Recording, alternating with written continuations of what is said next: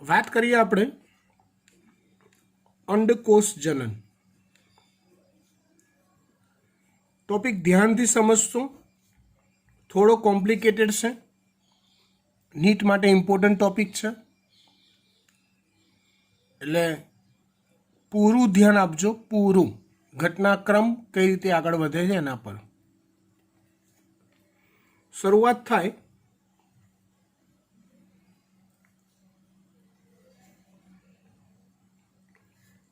Two N જનન અધિચ્છદીય કોષથી.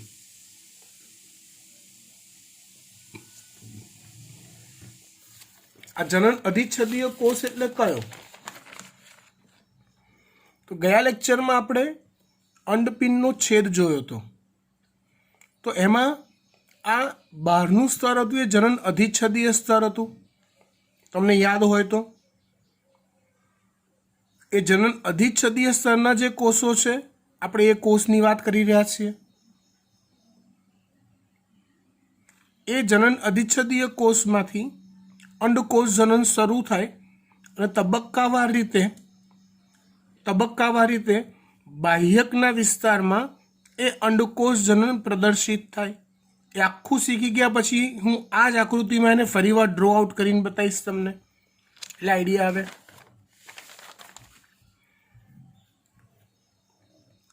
ગુણન તબક્કો પહેલા આવશે.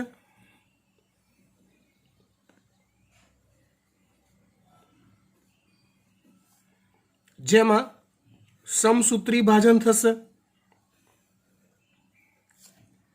એકમાંથી બે કોષ, બેમાંથી 4, 4માંથી 8, 8માંથી 16, 16માંથી 32, 64, 128 આવા અનેક કોષો ગુણન પ્રક્રિયા દ્વારા બનશે. આવા અનેક કોષો બનશે. બરાબર.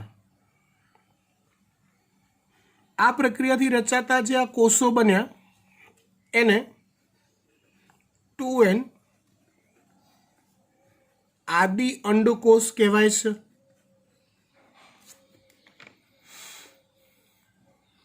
શું કહેવાય છે એને? 2n આદિ અંડકોષો કહેવાય છે.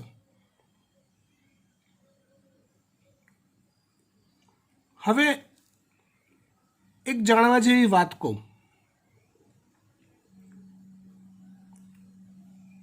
ગર્ભાવસ્થા દરમિયાન અંડપિંડનું સર્જન થઈ ગયા બાદ ગુણન પ્રક્રિયા શરૂ થઈ આદિ અંડકોષો બની જાય છે. ને એકવાર અંડપિંડનું નિર્માણ થઈ બાળકનો જન્મ થયો, માદા બાળકનો, પછી એમાં એ સમયે કરોડો આદિ અંડકોષો હોય છે. જન્મ પછી અંડપિંડમાં નવા આદિ અંડકોષો બનતા નથી. એ અંડપિંડના નિર્માણ સમયે જે બની ગયા એ બની ગયા, નવા કોઈ બનતા નથી. આ વસ્તુ યાદ રહે. હવે આવશે વૃદ્ધિ તબક્કો.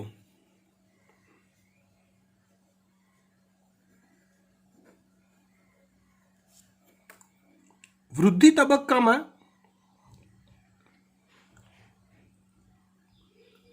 આવા આદિ અંડકોષોનો સમૂહ હોય, 500,000 આદિ અંડકોષોના. એ સમૂહ પૈકી કોઈ એક જ આદિ અંડકોષ કદમાં મોટો બને છે વૃદ્ધિ પામીને. બાકી બધા આદિ અંડકોષો એવા ને એવા નાના ને નાના જ રહે છે. એક જ આદિ અંડકોષ કદમાં મોટો થાય. આ ઘટનાની સરખામણી જો તમે શુક્રકોષ જનન સાથે કરો તો શુક્રકોષ જનનમાં ગુણનની પ્રક્રિયાના અંતે જેટલા કોષો બનતા હતા એ બધા જ આગળના વૃદ્ધિ તબક્કામાં જતા હતા. ફરીવાર, શુક્રકોષ જનનમાં ગુણન પ્રક્રિયાના અંતે જેટલા પણ કોષો બનતા હતા એ બધા વૃદ્ધિ તબક્કામાં આગળ જતા હતા. બધા કોષો વૃદ્ધિ પામતા હતા. અંડકોષ જનનમાં એવું થતું નથી. અંડકોષ જનનમાં ગુણન દ્વારા આદિ અંડકોષોના સમૂહ રચાય. એ સમૂહ પૈકી ફક્ત એક જ આદિ અંડકોષ, બીજો સમૂહ હોય તેમાંથી એક બને, ત્રીજો સમૂહ તો એમાંથી કોઈ એક, ચોથો સમૂહ તો એમાંથી કોઈ એક, પાંચમો સમૂહ તો એમાંથી કોઈ એક, પણ સમૂહ દીઠ કોઈ એક જ આદિ અંડકોષ કદમાં મોટો બને છે. જે કદમાં મોટો બન્યો એને 2n પ્રાથમિક પૂર્વ અંડકોષ કહે છે. બાકીના કોષો એવા ને એવા નાના ને નાના જ રહે છે.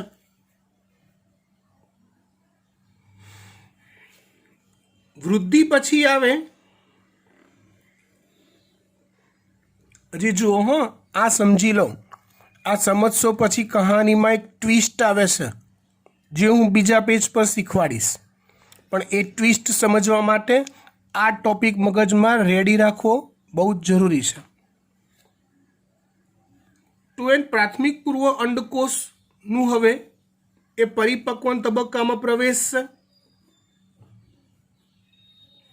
જેમાં અર્ધીકરણ થશે. શુક્રકોષ જનનમાં પણ એવું જ થતું હતું. અહીં અંડકોષ જનનમાં પણ એ જ ઘટના બનશે.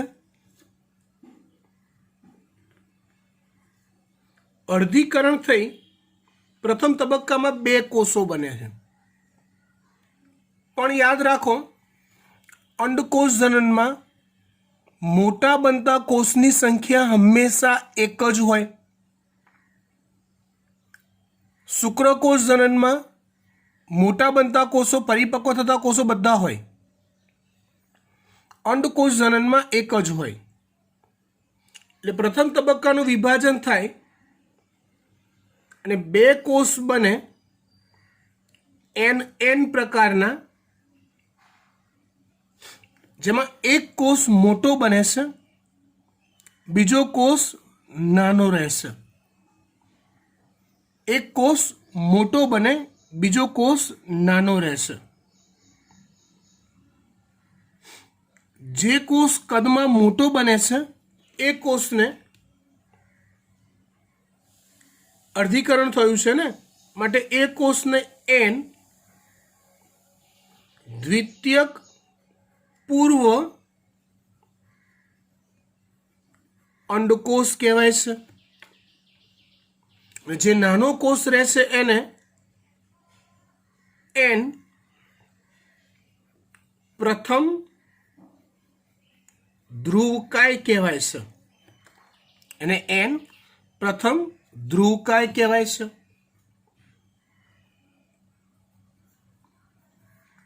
બીજા તબક્કાનું વિભાજન થયું. n દ્વિતીયક પૂર્વ અંડકોષ જે છે એમાંથી 2 કોષો બનશે. n પ્રથમ ધ્રુવકાય છે એમાંથી પણ 2 કોષો બનશે. પ્રથમ ધ્રુવકાયમાંથી બનતા 2 કોષો કદમાં નાના જ રહેશે. દ્વિતીયક પૂર્વ અંડકોષમાંથી બનતા 2 કોષો પૈકી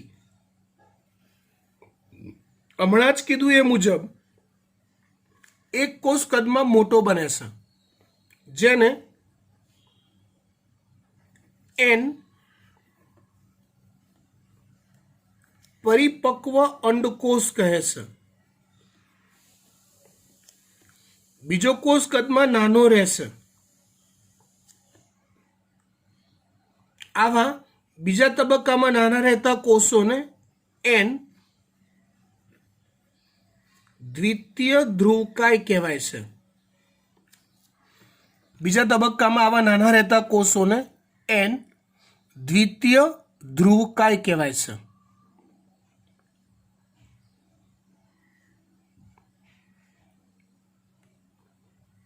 આ રીતે અંડકોષ જનન થઈ પરિપક્વ અંડકોષ નિર્માણ પામે છે.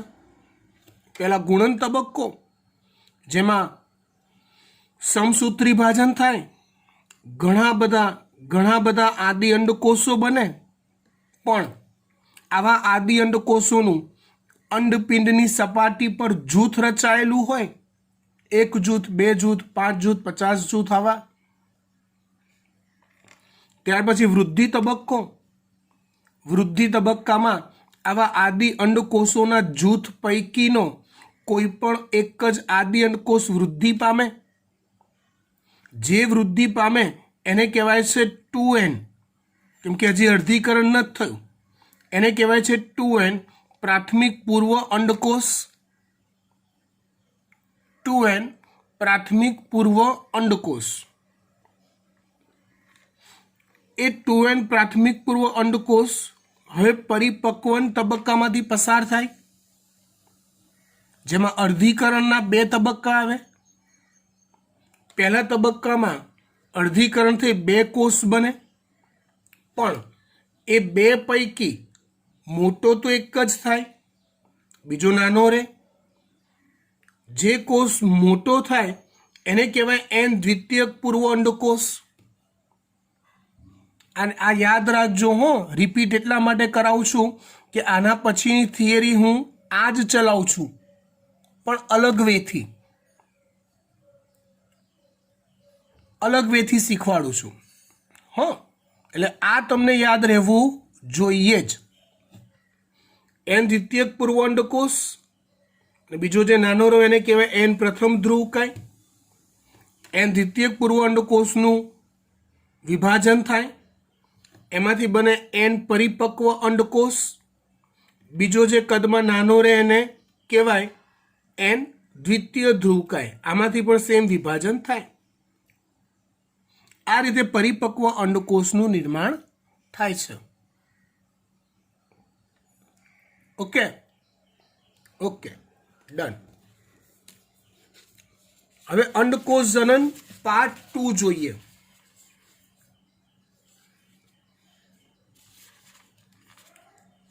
સમજો.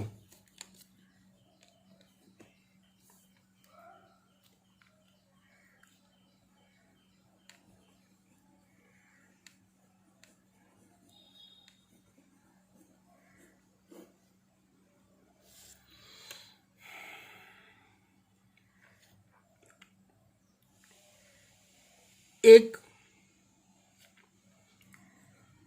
જનન અધિચ્છદીય કોષ,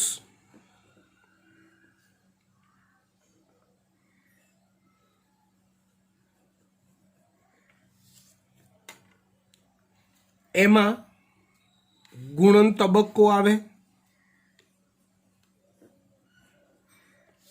એ ગુણન તબક્કા દ્વારા એમાંથી આવા ઢગલાબંધ, જથ્થાબંધ કોષો રચાય. આ કોષોના સમૂહને કહેવાય 2n આદિ અંડકોષ.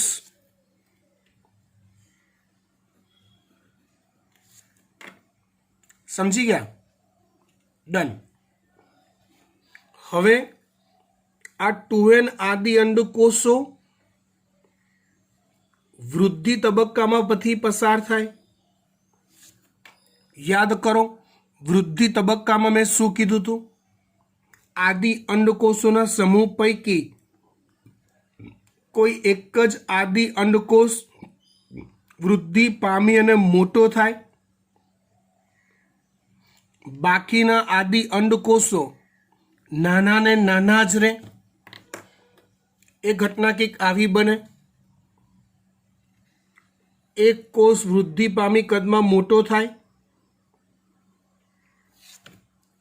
બાકીના જે કોષો નાના રહેશે એ નાના કોષો એ વૃદ્ધિ પામી મોટા બનેલા કોષની ફરતે આ રીતે વીંટળાઈ જાય છે, આ રીતે વીંટળાઈ જાય છે. હવે કદમાં મોટો બનેલો જે આ કોષ છે, આ કોષ એને કહેવાય છે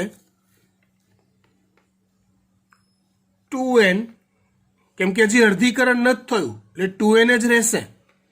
2n પ્રાથમિક પૂર્વ અંડકોષ. કદમાં મોટા બનેલા કોષને કહેવાશે 2n પ્રાથમિક પૂર્વ અંડકોષ. એની આજુબાજુ ગોઠવાયેલા નાના નાના જે આદિ અંડકોષો છે, જેણે વૃદ્ધિ નથી કરી, એ બધા ભેગા મળી રચે છે પુટકીય અધિચ્છદ. એ બધા ભેગા મળી રચે છે પુટકીય અધિચ્છદ.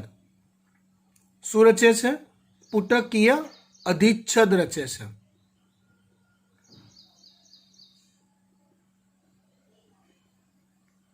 હવે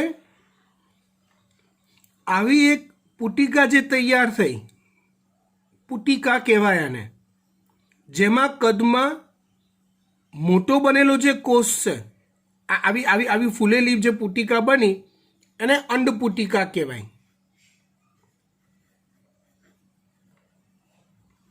એ અંડપુટિકામાં જે કદમાં મોટો બનેલો કોષ છે, હા, એને કહેવાય છે પ્રાથમિક પૂર્વ અંડકોષ. એને પ્રાથમિક પૂર્વ અંડકોષ કહેવાય માટે આ જે પુટિકા અંડપુટિકા બની એને પ્રાથમિક પુટિકા કહેવાય છે. એટલે આ અંડપુટિકા એ પ્રાથમિક પુટિકા છે. અંડપુટિકા એટલે શું? તે કદમાં મોટો બનેલો એક અંડકોષ અને આજુબાજુ બીજા નાના કોષો, આવી રચનાને કહેવાય અંડપુટિકા. પણ અહીંયા એ અંડપુટિકામાં કદમાં મોટો બનેલો કોષ કયો છે? તો છે પ્રાથમિક પૂર્વ અંડકોષ. માટે આ અંડપુટિકાને કહેવાય છે પ્રાથમિક પુટિકા. સમજી ગયા? ડન. ત્યાર પછી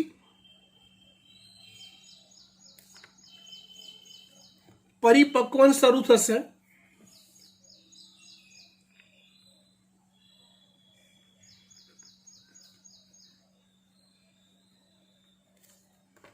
જેમાં અર્ધીકરણ પ્રકારનું પ્રથમ વિભાજન થશે.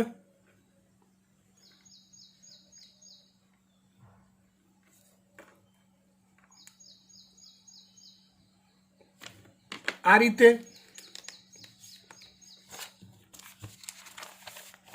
અહીંયા કીધું એ મુજબ પ્રાથમિક પૂર્વ અંડકોષ બન્યો, એમાંથી અર્ધીકરણ થઈને બે કોષો બને. એક કદમાં મોટો બને એને કહેવાય એન દ્વિતીયક પૂર્વ અંડકોષ. જે નાનો રહે એને કહેવાય એન પ્રથમ ધ્રુવકાય. ખબર પડી વાત? એ જ વાતને અહીંયા આપણે મિક્સઅપ કરવાની છે.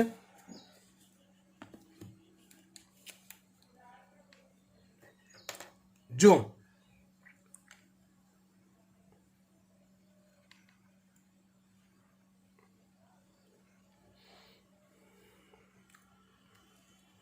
અર્ધીકરણ પ્રકારનું વિભાજન થઈ,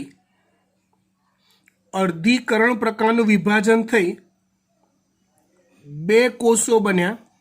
હકીકતમાં એ વિભાજન આ 2n પ્રકારના કોષ કેન્દ્રનું થાય છે. ધ્યાન આપજો બરાબર. એટલે એમાંથી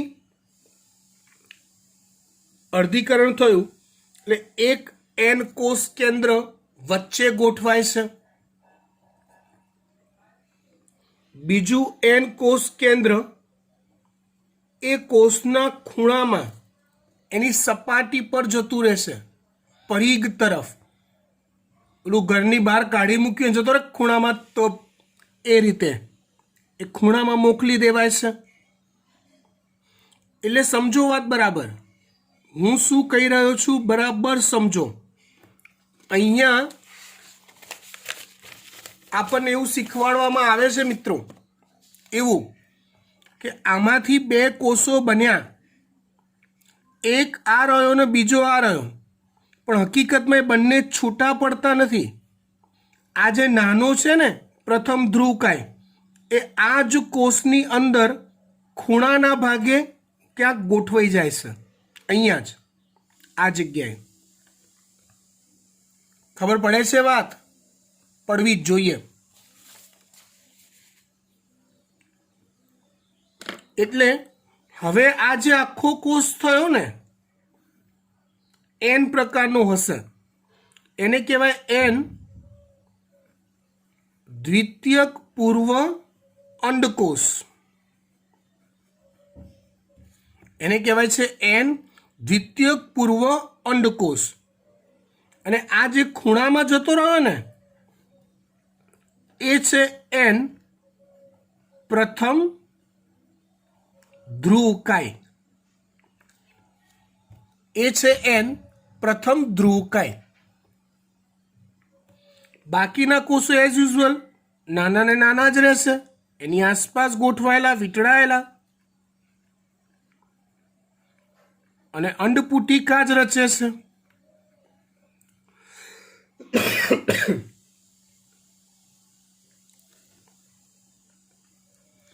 આવી અંડપુટિકા જેમાં વચ્ચે રહેલો વિકસિત કોષ દ્વિતીયક પૂર્વ અંડકોષ છે, એન અથવા એકકીય પ્રકારનો.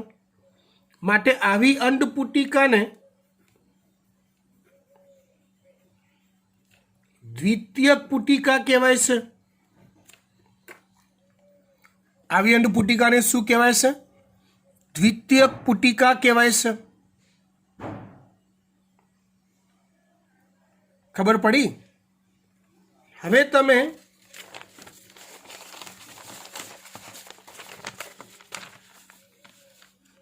અત્યારે ક્યાં પહોંચ્યા વિભાજનમાં? તો કે આટલે સુધી,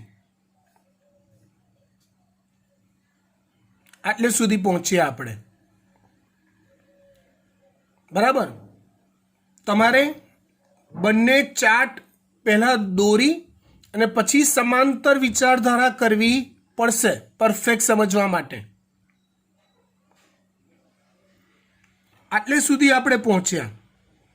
હવે એક એવી ચર્ચા કરવા જઈ રહ્યો છું જે મુદ્દો આ સ્ટ્રક્ચરની અંદર ક્યાંય ઉલ્લેખિત નથી, ચોપડીમાં છે, અલગ થિયરીમાં છે.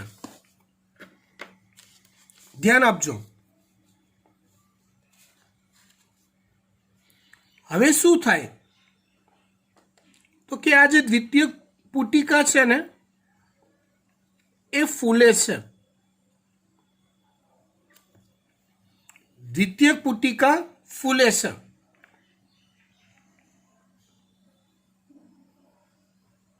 આવી મોટી બને છે. કેવી રીતે ફૂલી? સમજાવું, 2 મિનિટ સમજાવું. બરોબર, ઉતાવળ ના કરો, સમજાવું છું. પુટિકા ફૂલી અને આ જે દ્વિતીયક પૂર્વ અંડકોષ છે એ ફૂલેલી પુટિકામાં એક જગ્યાએ ગોઠવાય છે. જો હું પ્રથમ ધ્રુવિકાએ પણ દોરવાનું નથી ભૂલતો, આ રહ્યું છે જ, અંદર જ છે. આ પુટિકા ફૂલી જાય છે. કેવી રીતે? તો કે આ જે પુટકી અધિચ્છેદના કોષો છે ને એમાંથી પ્રવાહીનો સ્ત્રાવ થાય, એ પ્રવાહી અંદર ભરાતું જાય. દ્વિતીયક પૂર્વ અંડકોષ મોટો નથી બનતો, એવો ને એવો જ રહેશે, પણ પુટિકા ફૂલે છે. એટલે બાકી ફૂલવા માટે અંદર ભરાતું પ્રવાહી જવાબદાર છે. આવી ફૂલેલી દ્વિતીયક પુટિકાને ગ્રાફિયન પુટિકા કહેવાય છે. આવી ફૂલેલી દ્વિતીયક પુટિકાને ગ્રાફિયન પુટિકા કહેવાય છે.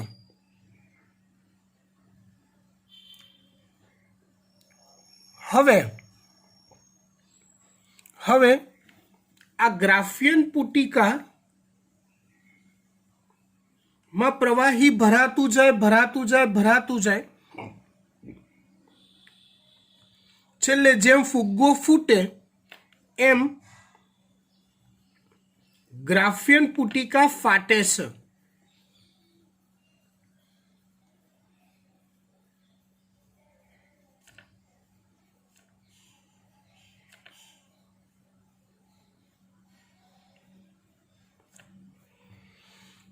અને ગ્રાફિયન પુટિકા ફાટતા એમાં રહેલો દ્વિતીયક પૂર્વ અંડકોષ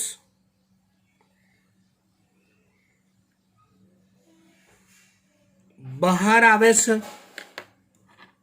આ ઘટનાને અંડપાત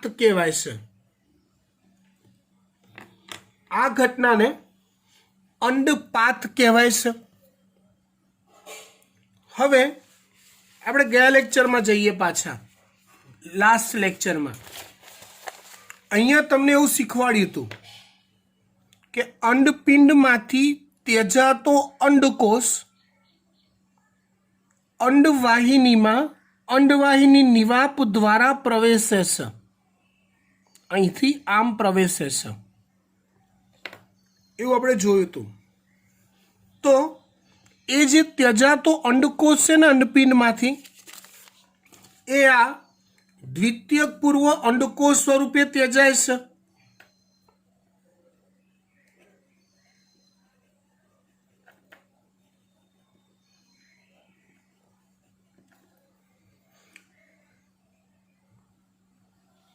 વાત સમજ પડી?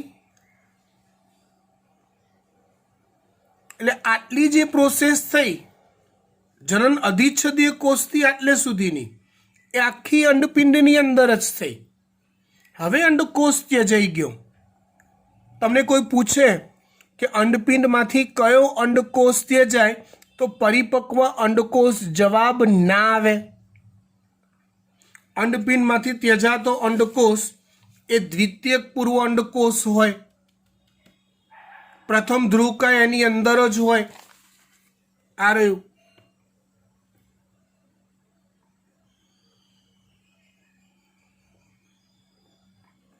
હવે શું? તો હવે આગળ દ્વિતીયક પૂર્વ અંડકોષ એ અંડવાહિનીમાં જાય.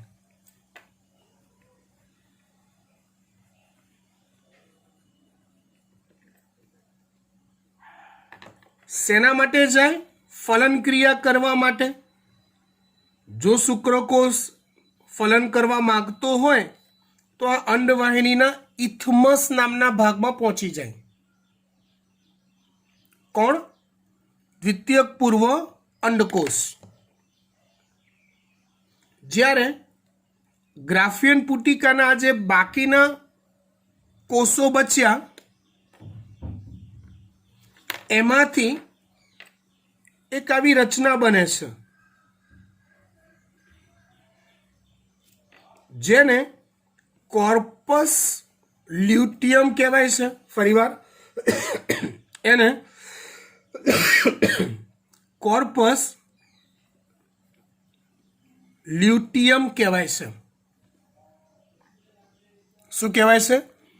Corpus luteum.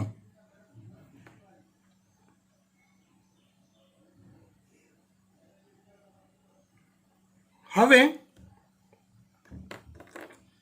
દ્વિતીયક પૂર્વ અંડકોષ જો ફલન થાય તો, અને જો ફલન ન થાય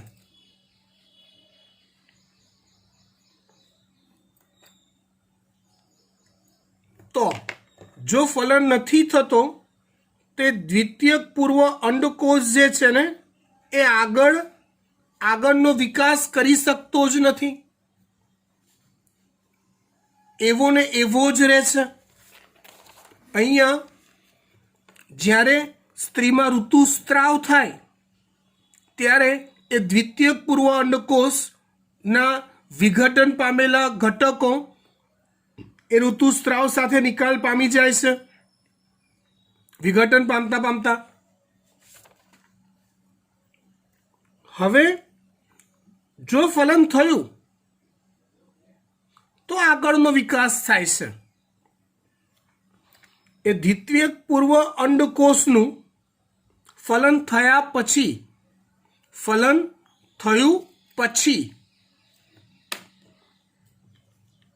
અહીંયા હું ક્લિયર લખું છું, ફલન થયા પછી શુક્રકોષનો અંદર પ્રવેશ થયા પછી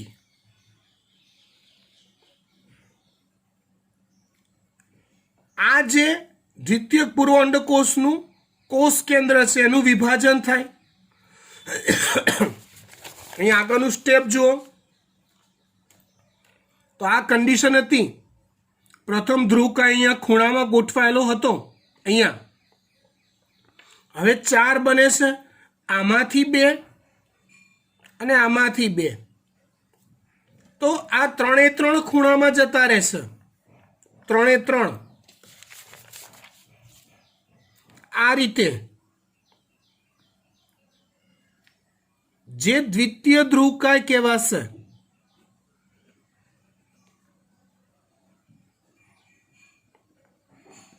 અને એક અંડકોષનું કોષ કેન્દ્ર વચ્ચે સેન્ટરમાં રહેશે.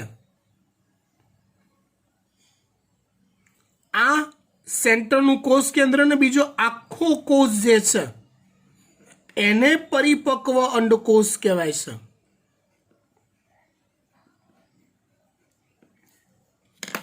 એને પરિપક્વ અંડકોષ કહેવાય છે. કહેવાનો મતલબ શું? તો કહેવાનો મતલબ ખાલી એટલો સીધો સાદો છે કે ભાઈ અંડકોષ જનન એ શુક્રકોષ જનન જેટલી ઇઝી રચના નથી, રીઝી ઘટના નથી. શરૂઆતથી આટલે સુધીની પ્રક્રિયા અંડપિંડની અંદર થાય, પછી ઓલી ગ્રાફિયન પુટિકા બને ફૂલેલી, અંડપાત થાય, અંડકોષ દ્વિતીયક પૂર્વ અંડકોષ એ ઇથમસ નામના અંડવાહિનીના ભાગમાં જાય.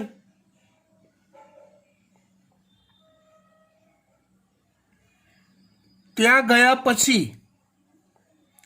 ગયા પછી જો ફલન નથી થતું તો આનું આ જ સ્વરૂપ વિઘટન પામે. પણ જો ફલન થાય છે તો આ પ્રક્રિયા આગળ વધે. ખબર પડી વાત? તો આ પ્રક્રિયા આગળ વધે તો જ પરિપક્વ અંડકોષ બને. અને આ 3 એ બહાર ન હોતા આ જ પરિપક્વ અંડકોષના ખૂણામાં ભેગા થયેલા હોય. ઇન શોર્ટ એવું કહેવાય કે જો ફલન પ્રક્રિયા થાય તો જ અંડકોષ પરિપક્વ અંડકોષમાં ફેરવાય, બાકી ના ફેરવાય. હવે એકચ્યુઅલી આ થિયરી સમજવી એટલા માટે જરૂરી છે કે આના પછીના બીજા 2 ટોપિક ટેક્સ્ટમાં ડિટેલમાં આપ્યા નથી, એવા આ જ ટોપિક પર આધારિત છે. એટલે આ તમને પરફેક્ટ આવડવું જરૂરી છે.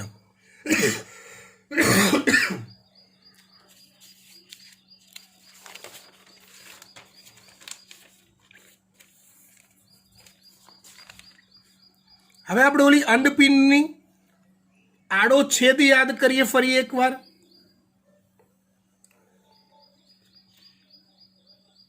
બહાર હતું જનન અધિચ્છદીય સ્તર. કયું સ્તર? જનન અધિચ્છદીય સ્તર હતું. વચ્ચેનો વિસ્તાર હતો બાહ્યક.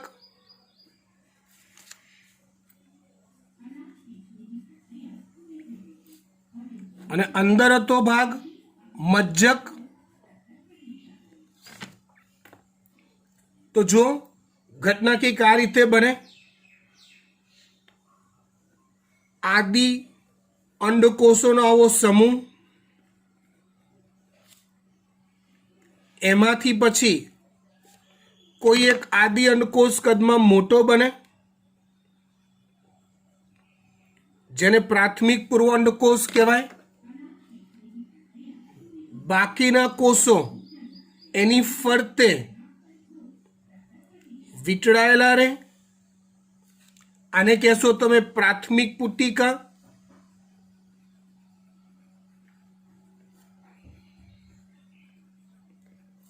आ छे आदि अंडकोशोनो समूह।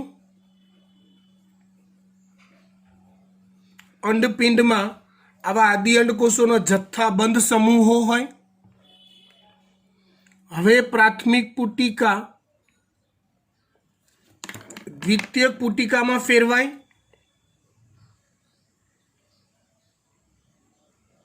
आवडું प्रथम ध्रुव काय मैं खूणामां बनावी दीधुं। अर्धीकरण थईने द्वितीय पुटिका बनी होय।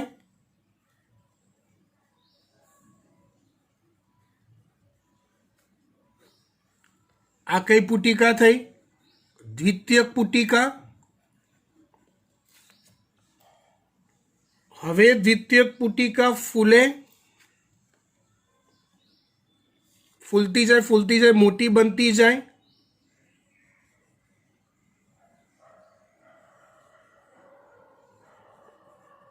આવી ફૂલેલી મોટી બનેલી જે દ્વિતીયક પુટિકા છે એને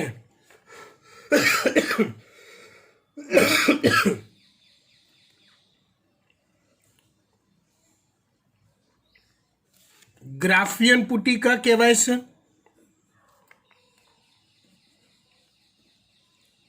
જો ભાઈ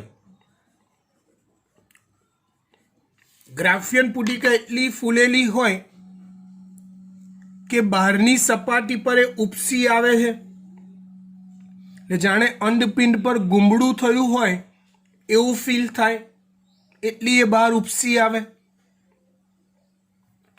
त्यार पछी ए ग्राफियन पुटिका फाटे छे।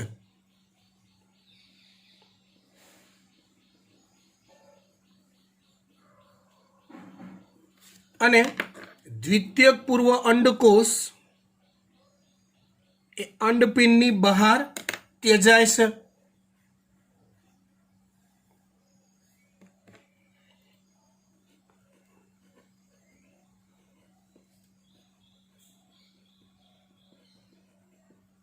आ घटना ने अंडपात कहेवाय छे। हवे ग्राफियन पुटिकाना बाकीना बचेला कोषो आवी एक बीजी रचनामां फेरवाय छे जेने कॉर्पस ल्यूटियम कहेवाय छे। जेने कॉर्पस ल्यूटियम कहेवाय छे। अंडपात थयो એટલે હવે આગળની પ્રોસિજર થશે કઈ જગ્યાએ? અંડવાહિનીમાં। જો ફલન થયું तो आगळ विकास थाय अने फलन ना थयुं तो आगळ विकास ना थाय।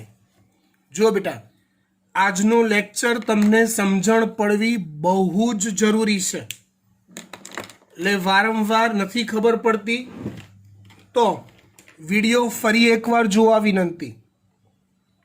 छतांय क्यांक अटको छो तो मने पूछवा विनंती है, पण तमने लेक्चर में खबर पड़वी अनिवार्य है केम के हवे पछीना बीजा 2 लेक्चर आज थियरी नी आसपास आपणे फरता रहेवाना छीए। Okay, bye. आटलू परफेक्ट तैयार करजो। भले मैं हाल थियरी नहीं लखी पण बोलतो गयो छूं, पण तमे शब्दशः ए प्रमाणे लखवा समझी अने लखवा ट्राय करजो, बराबर। अने पाक्कू आवड़शे तो ज आगळनी थियरीज में खबर पड़शे। Thank you.